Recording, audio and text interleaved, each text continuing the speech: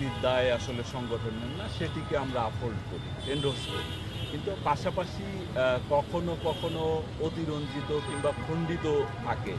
যেমন আমাদের এক কর্মকর্তা সম্পর্কে বলা হলো যে তিনি সপরিবারে পালিয়ে গেছেন, কিন্তু তিনি আসলে পালিয়ে যাননি। তো সেই কারণে আমরা অনুরোধ করেছি। ধন্যবাদ।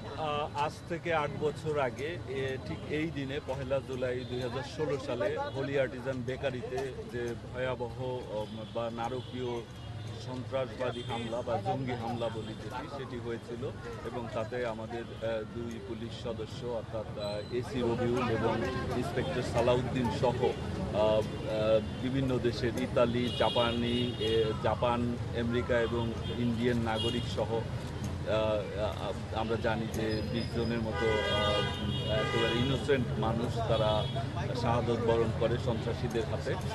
তো এটি আসলে শুধুমাত্র বাংলাদেশ নয়, আন্তর্জাতিক বিশ্বেও এটি খুব আলোচিত ঘটনা হিসাবেই সেইভাবে বিবেচনা করে বিশ্ববাসী, এবং তারা মনে করে যে বাংলাদেশ এই জঙ্গি হামলার পরে আর ঘুরে দাঁড়াতে পারবে না, বরং আরও জঙ্গি হামলা দিয়ে একেবারে এটি একটা আফগানিস্তানে পরিণত হবে।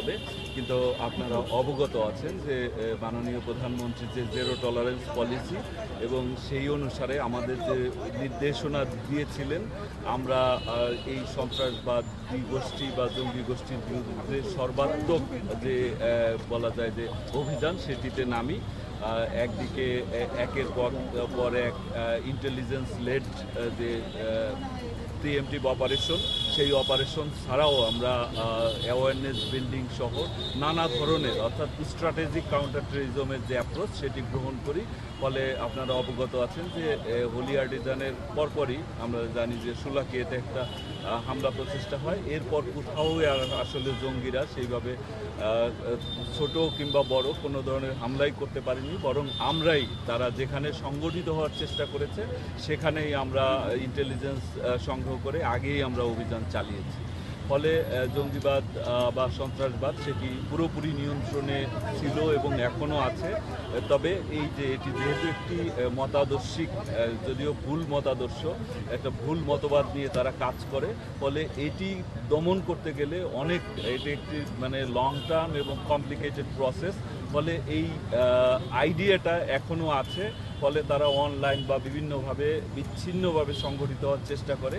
কিন্তু আপনারা অবগত আছেন যে আইনশৃঙ্খলা বাহিনী, বিশেষ করে পুলিশের counter terrorism, anti terrorism unit সহ অন্যান্য ইউনিট, র্যাপিড অ্যাকশন ব্যাটালিয়ন, তারা এইটার বিরুদ্ধে সার্বক্ষণিকভাবেই ইন্টেলিজেন্স সংগ্রহ, এটি নিয়ে গবেষণা এবং ক্ষেত্র বিশেষে অভিযান পরিচালনা করছে।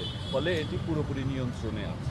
দেখুন, আমরা সবসময় বাংলাদেশ পুলিশ বা সরকার থেকেও বলে আসে যে ব্যক্তির দায় আসলে সংগঠনের না, সেটিকে আমরা আপহোল্ড করি, এন্ডোর্স করি। কিন্তু পাশাপাশি কখনো কখনো অতিরঞ্জিত কিংবা খণ্ডিত থাকে। যেমন আমাদের এক কর্মকর্তা সম্পর্কে বলা হলো যে তিনি সপরিবারে পালিয়ে গেছেন, কিন্তু তিনি আসলে পালিয়ে যাননি। তো সেই কারণে আমরা অনুরোধ করেছি। প্রতিবাদের পাশাপাশি আমরা কিন্তু কোনো নির্দেশনাও দেই নাই, অন্য কোনোভাবে আপনাদের অর্ডার করি নাই। আমরা অনুরোধ করেছি যে কোনো এটি স্বাভাবিক যে কোনো, শুধু পুলিশ সদস্য কেন, যে কোনো নিউজ করার আগে একটু ভালোভাবে যাচাই বাছাই করার অনুরোধ করেছি। এটি পেশাগত ভাবেই তো আসলে এটা যে কেউ করতে পারে।